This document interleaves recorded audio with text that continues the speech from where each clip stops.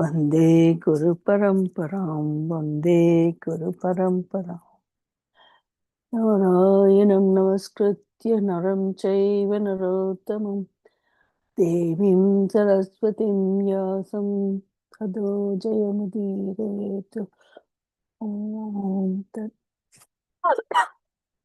Gurudev.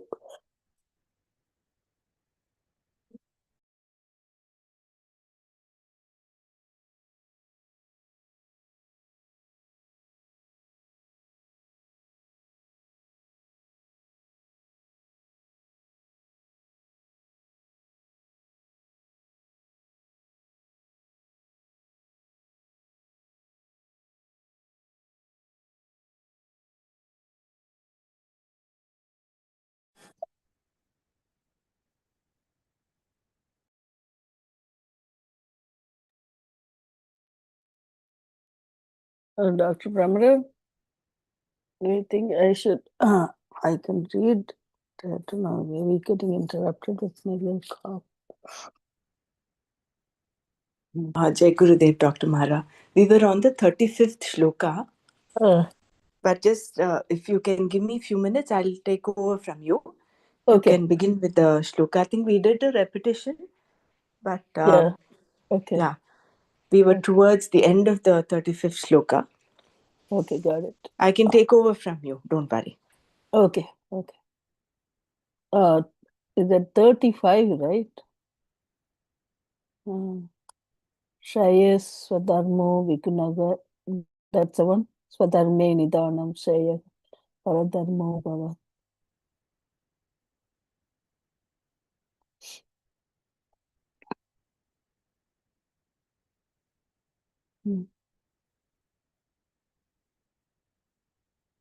Yeah.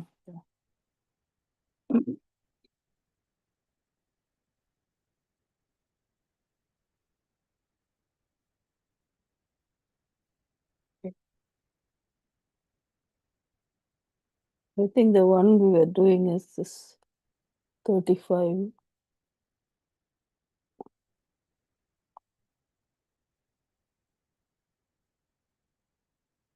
Shreyan Swadharmo Vigunaga Paradharma Swanustita Swadharme Nidanam Shreyaha Paradharmo Bhayavyaha.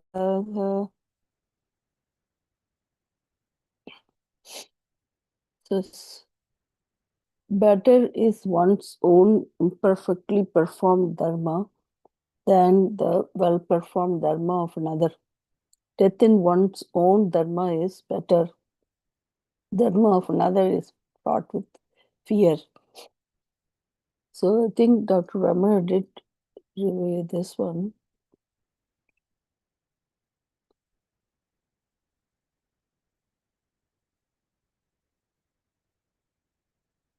We're going to do Manana on this, right? So we have seen that with reference to sense objects, forms, sounds, smell, taste, etc., certain objects are looked upon as desirable, while others are not. These likes and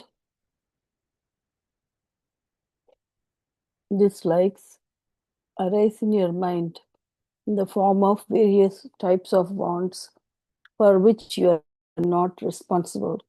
It is here that the Shastra comes in. Wherever there is a doership and enjoyership centered on free will, wherever free will has access, the Shastra has its sphere of influence.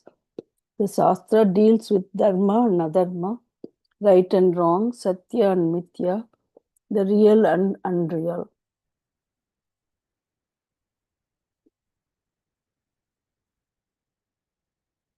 All these are dependent on viveka, vichara, Dr. Mara, discriminative inquiry for the person. Yeah. I can take You over. want to do it? Yeah, I will go ahead. Okay, I'll stop sharing. Thank you. Yeah. Thanks.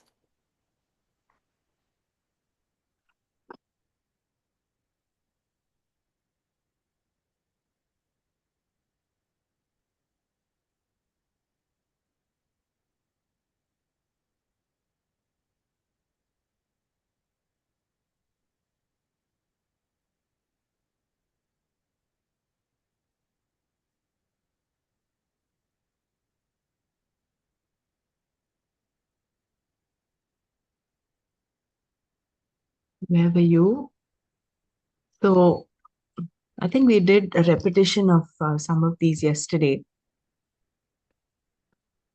We did about spontaneous action, ethical person. I think this is where you were reading, right? Ethical person need not necessarily be karma yogi.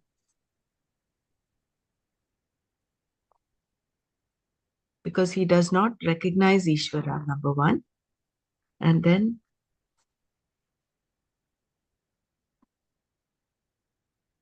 there is no concept of adrishta phala. But whereas for a karma yogi, everything is given.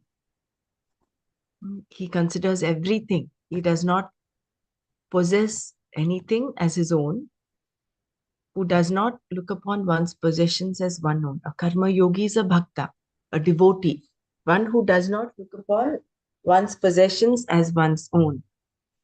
For such a person, everything is given: the physical body, the mind, the world, opportunities, resources, skills, time, place, everything is given. Spontaneous action is when what you wish to do and what you are supposed to do is an alignment that becomes a spontaneous action.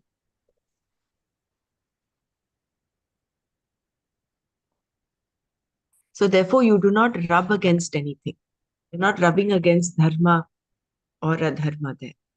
So death, that is why Lord Krishna said here, death in your own dharma is better. The dharma of another is fraught with fear. Why? Because you're not rubbing against the law. So, swadharme nidhanam shreyah paradharmo bhayavaha.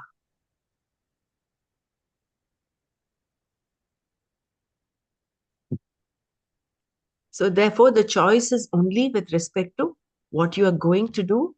It is not with respect to the thoughts that arise in your head. But which thought you will act upon is dependent on your free will, on your viveka and vichara. And then based on, in the Vedic culture, there were 4 ashramas and varnas. And the concept of swadharma with respect to that.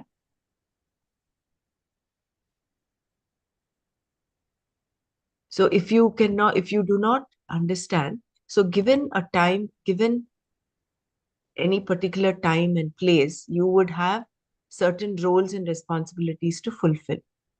Identifying that and going along with that is doing your swadharma. If you do not understand the situation you find yourself in, you can always seek help from someone who understands. And then the 2 examples of the goalkeeper and the nut and the bolt. As to wanting to do another person's job when it is not yours. Similarly, each one has his or her own duty to perform in a given situation, and that duty is only to be done by the person whose duty it is. It is better to die guarding your post than to do something else just because it is more convenient, more remunerative, more likable, and so on. This does not work at all. So it is going with your commitment and not with your convenience. Not because you like doing something. As long as your like is in alignment with what you have to do, that's fine. Swadharma and satisfaction. We read this also yesterday.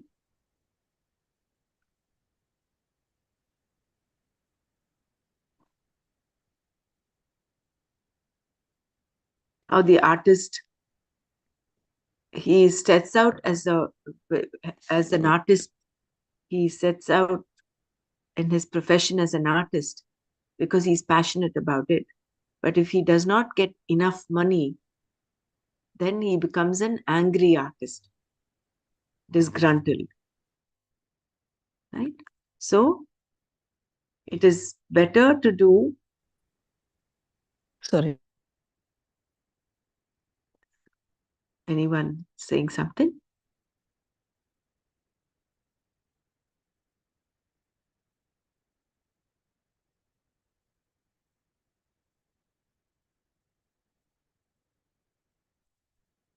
So he says the duty of, so it is now the contrast is between swadharma and job satisfaction. Of course, one has to earn enough to satisfy his or her needs.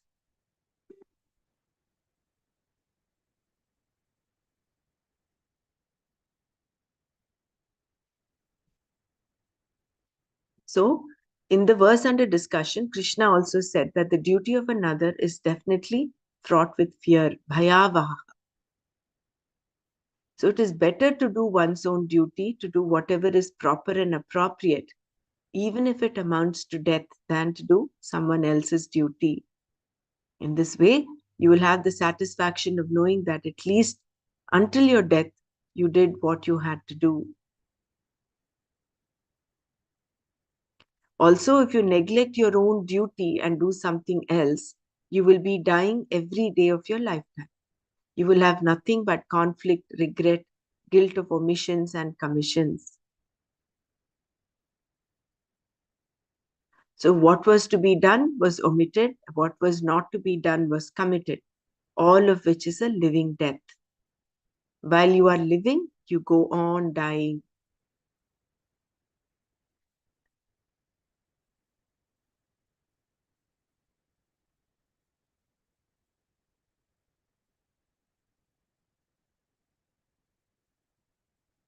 So, the intelligent way to live is, if you're an art, like for example, the artists, try to make money with your art, produce something that will make money. In this way, you will have job satisfaction and money also. This is the intelligent way to live. Otherwise, you will have neither money nor job satisfaction.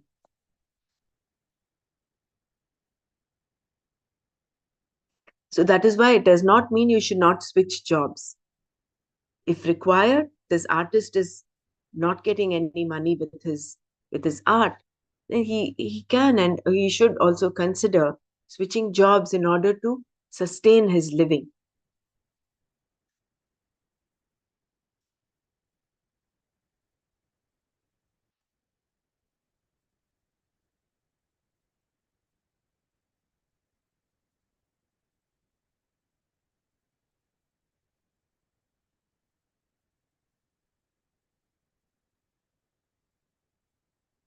I think this is where the aspect of acceptance comes in. Rather than living in conflict and dying every moment, it is better to accept that whatever you are doing right now, as in for instance, you've chosen a profession, whether either you've chosen it or it so happened that you ended up doing it. Rather than regretting the entire life, saying, oh, why did I get into this? It is better to accept it and go along.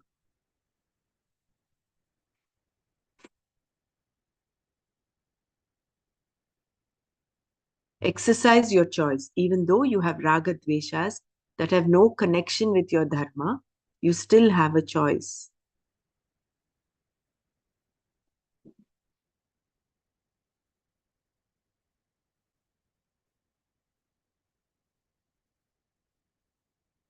You can choose not to go along with your raga dveshas. You need not have anything to do with them. The only connection there need be is that they happen in your mind. You need also recognize them, nothing more. You can even be so amused by them that you will not need to read another thriller. Reading your own mind will be enough. Your mind can provide you with pages and pages of entertainment by your simply witnessing what is going on. But in terms of choice and action, you go with what you want in accordance with the norms of dharma. So this is possible provided one gets to the witness conscious. So you're able to see what is going on in your mind. Like the yogi in the earlier verses, who is handling his mind. One's swadharma may not be as productive, as convenient, or as pleasant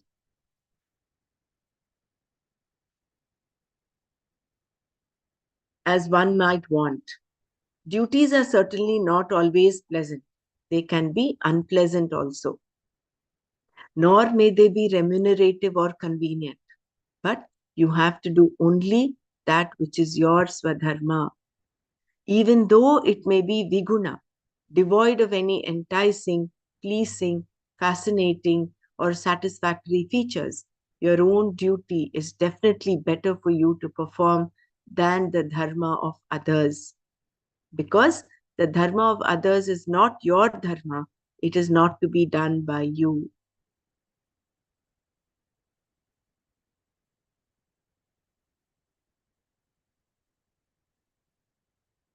Thus, each person has certain things to do, and these are what he or she must do.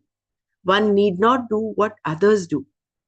The one common factor between your dharma and others' dharma is that each of you do.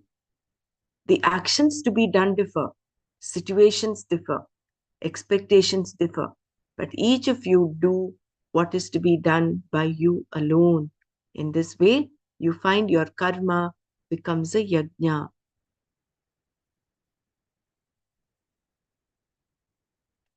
If you can appreciate the phenomenal forces in your life as so many devatas, as aspects and features of Ishvara and not just dumb forces, you give them the status of deities or God. For instance, Surya, the sun, is not just an implosion that is taking place. It can be explained this way scientifically, but it is actually a blessing. That this implosion takes place there and not here is definitely a blessing. It is also a blessing that the sun rises in the morning. As a part of the whole Jagat, as the center of the entire system, the sun is a blessing. It is a blessing in every way. Just as the sun is a blessing, so too is the air, water, earth, every plant, insect, and so on. The elements are all forces that can be looked upon as devatas. By recognizing them as such, you need not tell yourself that you should work for the welfare of people. It will be spontaneous because by recognizing these forces that are working for you, you will automatically recognize fellow beings and living creatures. With this sensitivity, you will not need to be told to be kind to people, to be appreciative of their needs, to do unto others what you would have them do unto you. By being able to include the devatas, all others are naturally included. This is where the, the whole idea of work is worship happens. Because you are recognizing all the phenomenal, for all the Panchamahabhutas as deities, and you're revering them, worshipping them. And so, therefore, whatever is created out of these Panchamahabhutas, which is the whole world, every living creature, also you see with that respect and revere. So it is not like you have to do a chore. If you are a housewife and you have to cook and you have to wash and you have to clean the house and do all of that, you will not do it as if you're doing it for the household. Feel heavy about it. You will do it happily. You will do it as a worship. That's why in the 18th chapter, there's this beautiful verse, I think the 46th verse maybe, which says, Yatah pravrittir bhutanam yena sarvamidam tatam swakarmana tamabhyarcha siddhim vindati manavaha. So that which is pervading the whole universe, the whole creation, worship him or worship that with your swakarma. Whatever is your swakarma, you do it as worship. And then siddhim vindati manava. So you will attain perfection. The books that talk about conduct and values, the Dharma Shastra, recognize this fact. If, for example, you cut a tree for any purpose, the Dharma Shastra says that you should plant and care for 10 more trees. This is to ensure that at least one of the 10 will survive. I'm told the American forestry departments follow this rule now. The principle of non injury. This also we did yesterday, but we'll go through this one more time. Anyone wants to share anything before we go further with respect to what we read about Swadharma and satisfaction?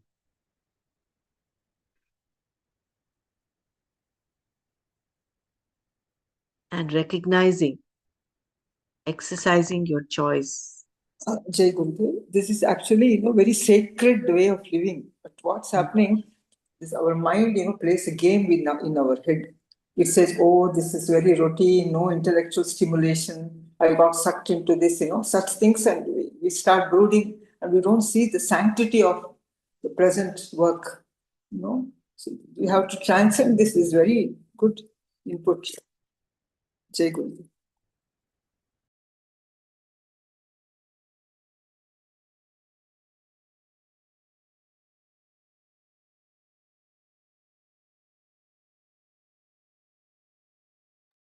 Staying with one's own dharma, which means their karma, right? Is better than doing somebody else karma, which is, in this particular context, I think it meant karma only. But according to the dharma, they do the karma. So they attain the I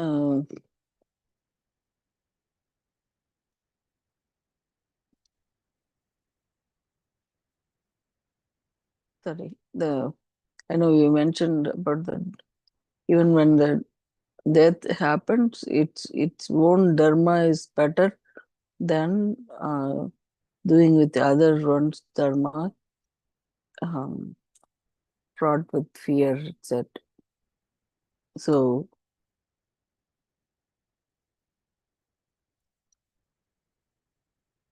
again, doing the karma with that karma yogic attitude, like yajna, what is to be done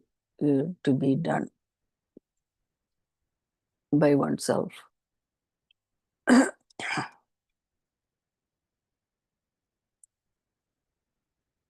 Like the brought in the information about how all the devatas, all everything is given to us as a blessing, and so we are to do our own duty, right? Our duty without expecting much. Expecting much meaning like,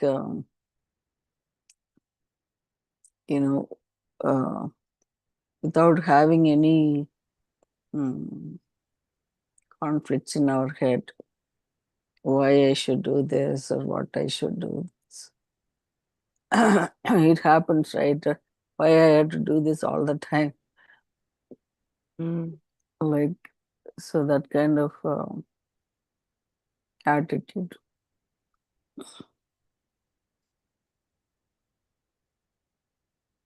What came to my mind was with respect to when we have advanced courses in the ashram, you have different sevas allotted to you. They divide you into different groups, and every group has one seva allotted to do. Yeah. So at that point, that becomes your swakarma. Because that is what you're supposed to do. Right. Now, supposing your seva is to say clean. Earlier, we used to do cleaning the bathrooms, but now that is that is not there as a seva.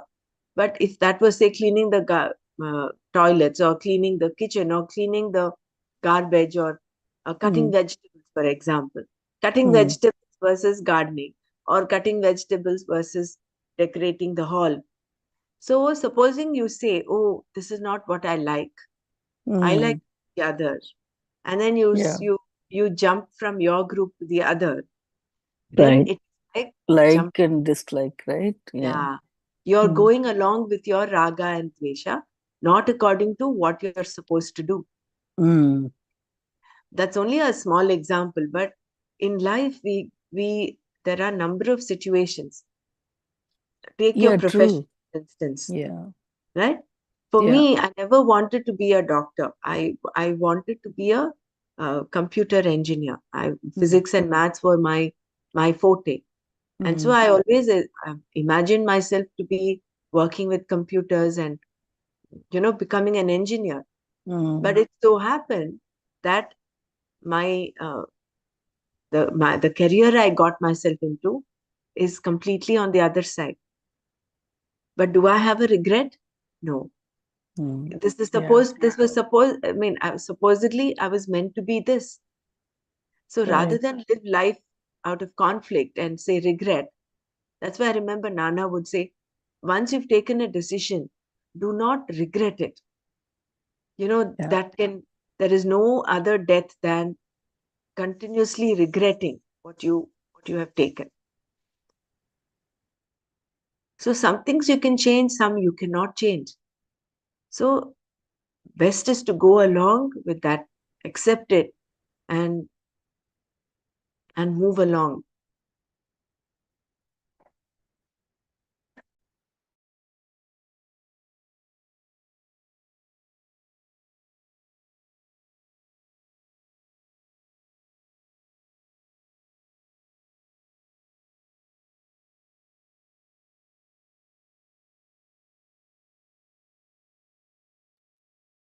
So I think each of us will have some, um, you know, some examples.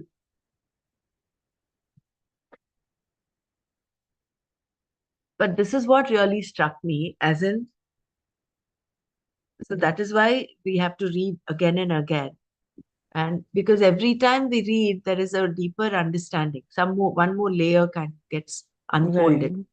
No, this Right. aspect of considering everything around us as divine, as devatas. So one is, of course, the fact that for a karma yogi, everything is a given. That itself is so uplifting and elevating. Mm. So you get in that sanctity in whatever you do. You're Rather than say, oh, I all the time, it is, oh, this is given to me. So you develop um, that tinge of non-doership starts happening. It's not like Yeah. I am this. Yeah. It is When you that, said the volunteering, right? yeah, We this is a, always, yeah, yeah, go ahead. that we go according to our likes and dislike. With trying to choose something like that. Whatever is available, you take it and do. That is the attitude we have to develop. Yeah, yeah. Yeah. Mm.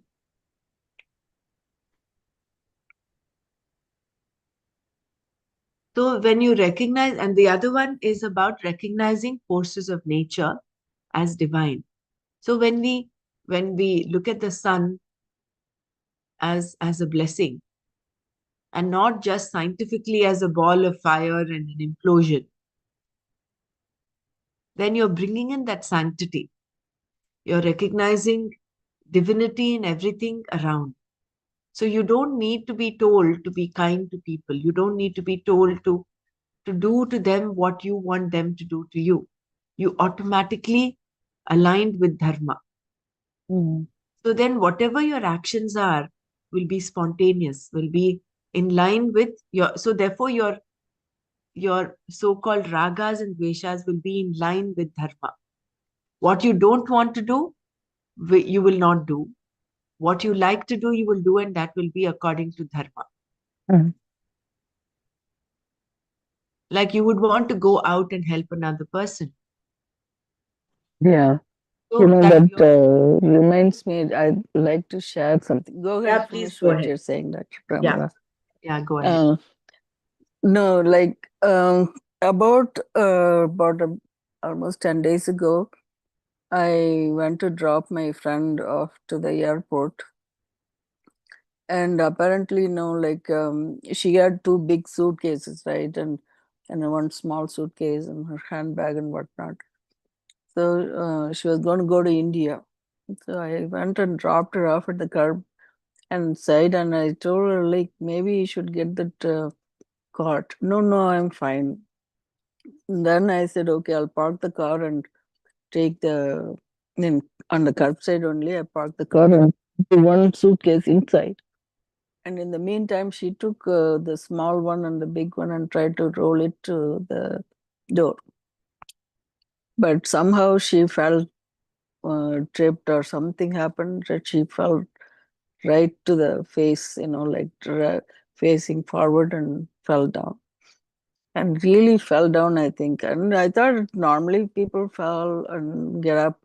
And she got up and all, "Oh, okay, I'm okay." And she said, she walked to the door, she couldn't walk. She was limping on it. And I said, "Are you still okay?" And she feeling kind of not very looking good. And immediately I said, "Okay, let me go and get the security." And I got a security guy to come in. And so he immediately paid the airport emergency guy. And then I went to the ticket counter and told them this person cannot travel today. I need some wheelchair and things like that. So that immediately that person came. So in the meantime, her legs started swelling up and she couldn't move and all that. And anyway, long story short, the guy said, okay, you have to go to the hospital to check it. It's called the ambulance. The ambulance came and picked her up and then took her to the hospital. And the airline person, gave me a number for her to cancel the ticket and reschedule or whatever she needs to do. And they helped put her luggage back to my car. And the whole time, this happened. And then the doctor saw her, and the X-ray showed that she had a fracture, comminuted fracture of the tibia. And the problem, and then that guy said, you cannot, this was closer to the airport hospital. Our house is in somewhere else. And so he said, I have to get ortho consult before I can send you out. Ortho consult says she need to get admitted because she needs surgery. So all these things are happening. I was thinking, everybody is doing their job. If not one person, we were all like trying to do this. And even that surgeon I talked to, he was so nice, and he was very responsible. And I said, he's she had surgery and went well and all that. She got discharged home. But I told her, the surgeon, I think this God came in the surgeon form. No, sorry, everybody. Then struck me, not only the surgeon, everybody came that moment right away and took care of this whole thing. So we think, we have the picture in our head like God is only in this form or that form. But in really, like after reading all these things, I felt like everybody is there, right time, right there. What had to be happen, this exact that sentence only came to my mind. What needs to be done is to be done. That's it. Not worry about all these things, why it happened, what happened. It need to be taken care of. That's a moment everybody paying attention and did that. So that's one thing. And then the second thing was naturally, like I went to Yosemite Park, National Park. It's so huge, huge, big, big. rocks, it's granite rocks like mountains, and the waterfalls and tall trees and nature. It's amazing, like how the sun shines and how peaceful it is. So the nature is given, like you read yesterday, this blessing, right? We are given so much in our life, and we really have to enjoy it and be thankful for it. That's what I want to share. Thank you, Dr. Brahma. Very, very beautiful. Thank you for sharing, Dr. Mara. You're welcome. Uh, so that is the karma yogi attitude, right? Rather than question why, Yeah, whatever comes, you take it as prasada. yeah. Your pleasantness in the mind is not disturbed. That No, yeah, that's there's what, opposites not yeah, disturb you. yeah. Mm, I stayed the whole day and then mm, came home, went back again the night time and stayed with her until the next morning. She was going for surgery, and her children weren't here, and her husband was in India. So mm. we were talking to everybody, getting everybody in. The children came next day, and I picked up the son, and so many things went on in that within 2 days period. Um, but finally, everything went okay. I hope Yeah. she recovers So God completely. bless you for all that you did. So our plans are on, if they are like a straight line, God's Yeah, plans, the divine's plans are something totally different. different. Yeah, yeah. That's Yeah. another thing, right? She was planning to go to India and try to get on the flight, and the husband has to come back also from India, and it was just a mess. But then I told her, don't think about anything else. How it happened. Even I told the children, and don't ask your mom about how she. I mean, it's okay to go back and not do the same mistake, but then uh, just deal with the issue right now. But then go back and look at all the things that Yeah, happened. Yeah. that's true. Hmm.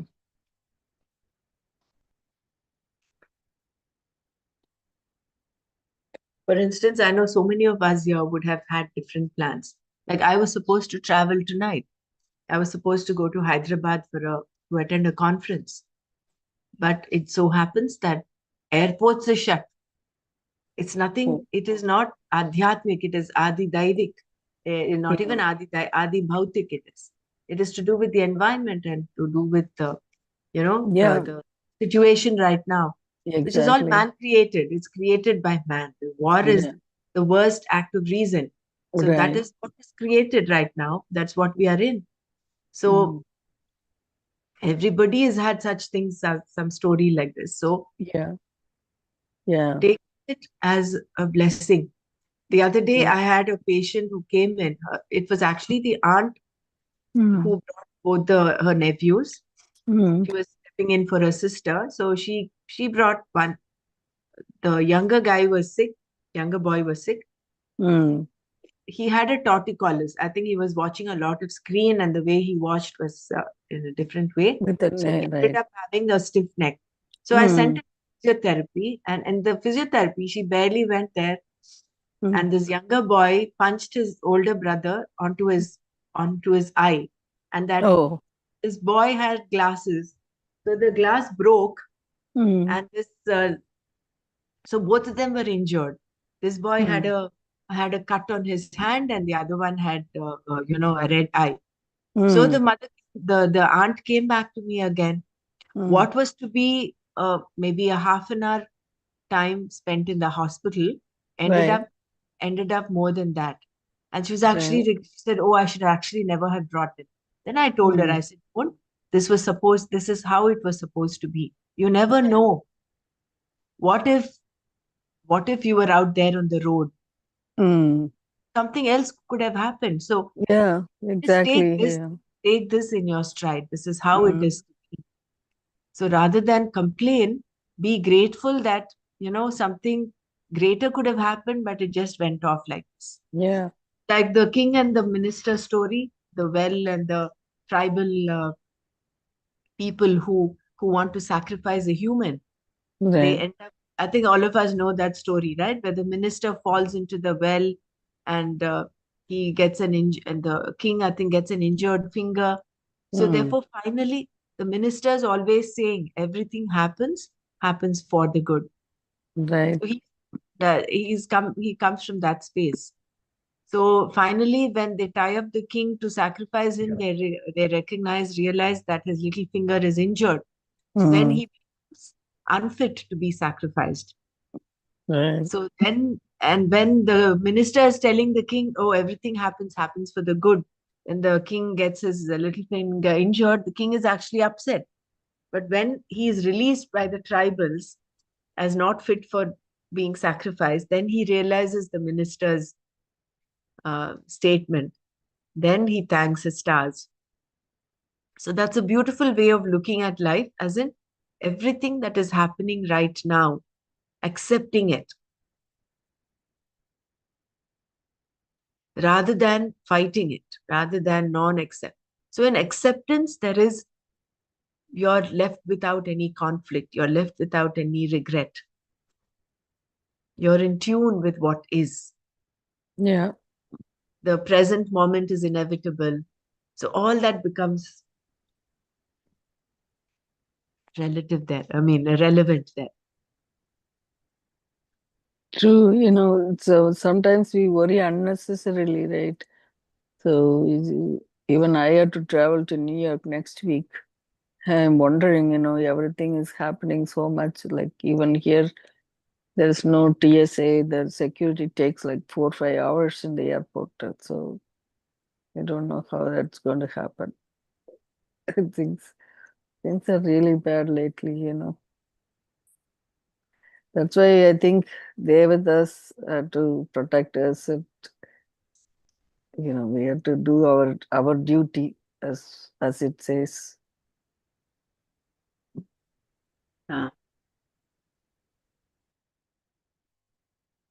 So the principle of non-injury. We are in verse 35 from, I think, last 3 days or 4 days now. But never mind. I mean, let's understand it to the best of our ability. The principle of non-injury. The thinking behind this rule is that to cut a tree is to perform an injury himself. There is nothing wrong with cutting a tree if it is necessary, but at the same time, there should be an awareness of the principle of non-injury ahimsa with reference to trees and all other forms of life.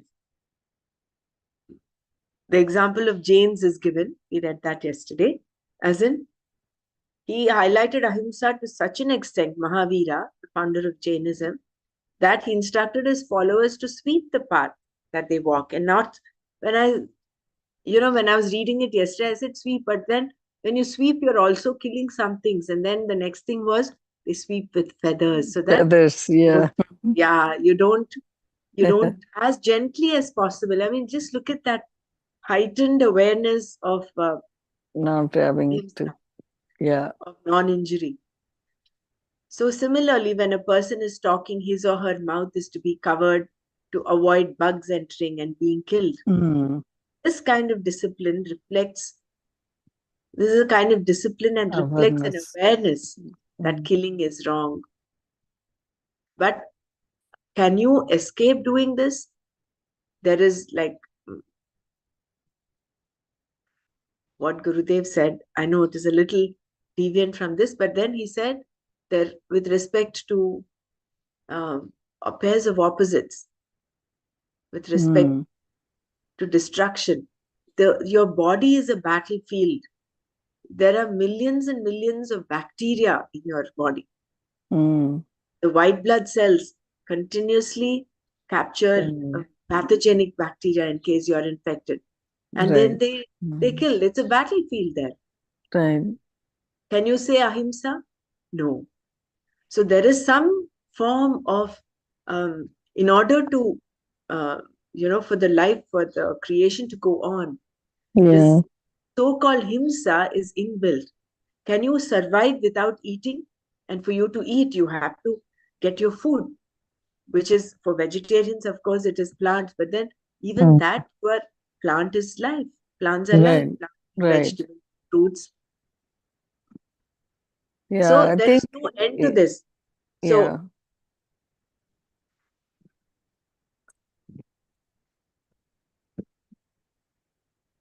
You're so in in a way, constant pralaya, right? Like the sthiti.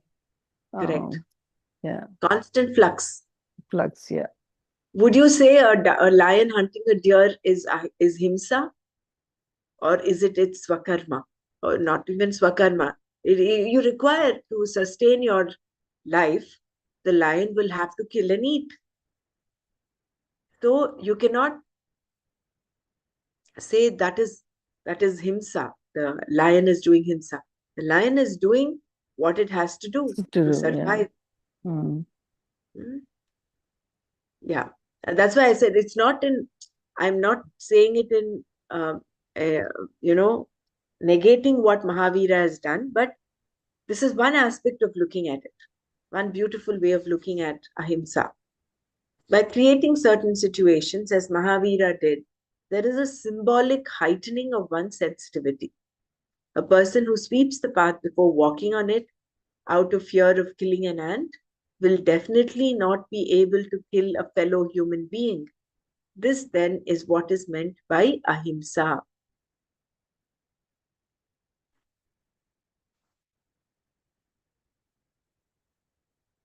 But for instance, if Mahavira was there at the time when Arjuna was there, and Arjuna was given this knowledge from, say, Mahavir, I'm just giving a hypothetical thing, which is not really right. So he would not have even lifted his bow and arrow. But at that point, Krishna goaded Arjuna to stand up and fight. Mm. So that was Yeah. himsa in a way. Mm. But when you go beyond, the priority there was to protect dharma. So his duty as a Kshatriya was to protect dharma. He cannot chicken out and say, oh, I am killing people, which is what the whole of the first chapter is all about. Mm. I'm killing people, I'm doing such a crime, such a sin. No, you have a wrong, deluded concept of what your duty is. That is why Krishna had to say, this is your duty. Karma yoga is for you, sannyasa is not for you right now. Stand up and fight. So that is why Gita is such a controversial text. A lot of people have interpreted it in their own way. That is why it is important also for us to follow someone who's in line with the Advaita philosophy.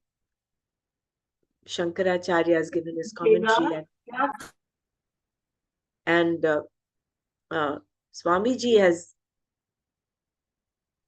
all the whole Gita home studies is aligned with Shankara Bhashya. Mm. Right. Right. Human values are all based on the principle of live and let live, and at the same time are much more than that. In fact, you live in the awareness of how others make your life possible, and in return, you make their life possible rather than miserable. Their life should definitely be as happy as you want yours to be. I think these two lines can be underlined. In this way, each member of the society performs his or her duty and gains shreyas. So, based on the principle of live and let live. And it's much more than that. In fact, you live in the awareness of how others make your life possible. And the simple prayer that we do, Annadata Sukhi Bhava, after we eat, we're supposed to be saying that, is you are recognizing how many people are involved in getting that food onto your plate. Rather than take food for granted, rather than sit and complain, oh, why is this there? Why is that there? Why is the salt less, this less, that less? Instead of doing all of that, you are just grateful. In order for you to So, what do you say? Annadatta? Annadata Sukhi Bhava. Sukhi Bhava. Right. This Annadata is who all are responsible. When you start, go back and rewind and see how that food came up to your plate, starting from the Yeah, natural force, Lord. Yeah. right? The Yeah. sun, the earth, the plants, the farmer who has tended to the field, you Yeah. harvested the crops and brought it to the Grocery mill store. Yeah. So, store, the yeah. businessman who's brought it to his store, and your parents for having brought them home, Grains. Yeah. and whoever is cooking for have cooked and brought it to your plate. You've done nothing. You've actually not done anything to get that food onto your plate. So, should we be grateful or should we sit and grumble that this is not right and that is not right? Right? So, when you look at your whole life, whatever you've got at this point in time is, is because of so many factors. When you recognize that, then when you live in that awareness of how others make your life possible, and in return, miserable, their lives should definitely be as happy as you want yours to be. In this way, each member of the society performs his or her duty and gains shreyas. So beautiful. This is how a Vedic society used to live, not the modern society that we live in right now.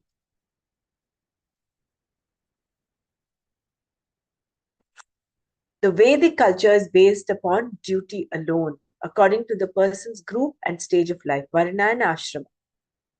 It was in the spirit of this culture that Krishna intends to convey here when he says, to die performing one's own dharma is better. Swadharme nidhanam shreyaha. So, it is with reference to the Vedic culture that Krishna said, Swadharme nidhanam shreyaha. If a man is a Brahmana, his job is only to study and teach the Vedas, along with the performing of the rituals, religious duties, and prayers for the welfare of society. If this is his job, he should do it without comparing himself to someone else. That someone else also should do his or her duty. Remuneration did not form the basis for choice of duty. Duty was prescribed. So, with reference to Arjuna, so Arjuna wanted to go away, leave the battlefield and go away. So, what was he actually wanting to do? Relinquish his duty as a Kshatriya. So, that is why Swadharme Nidhanam Shreyaha. Even death in doing your duty is better than doing paradharma, doing someone else's job. Arjuna was not supposed to be taking to sannyasa at that time. He was supposed to be standing and fighting. So we'll stop here again. I think we stopped here. We did that yesterday. We'll continue this tomorrow. Anyone wants to share anything? We have 2 minutes. Yeah. I remember what Nana had said regarding Swadharma. He says, ultimately, everyone's Swadharma as a human being is to recognize your true nature. That is the ultimate Swadharma. So doing anything other than that. So basically, onto the Shreyas, onto the path of Shreyas. Anything onto the path of prayers will become Paradharma. That is, you're going outwardly, enjoying. I'm not saying enjoying is not right, but having lost sight of what your goal is. Indulging in the senses, indulging in the world. That is, you're living a life of a kripana. You have not utilized the viveka that you are supposed to have. And you're fretting away your life uh, without gaining and accomplishing what you're supposed to do as a human being given this precious life. That is the That's the But purpose of life, right? To understand your nature, your own nature. But we don't. Yeah. we don't. That's the tragedy, human tragedy. Yeah. But then we have That's the Shastra, we have Vedanta. That is why, what is that? He is the boatman. Krishna is the boatman that will ferry you across the ocean of samsara. Hold on to him. Yeah. So we'll stop here. Om Loka Samasta Sukhino Bhavantu. Om Shanti Shanti Shanti. Om Tat Sat Shri Krishna Arpanamastu. Jai Gurudev.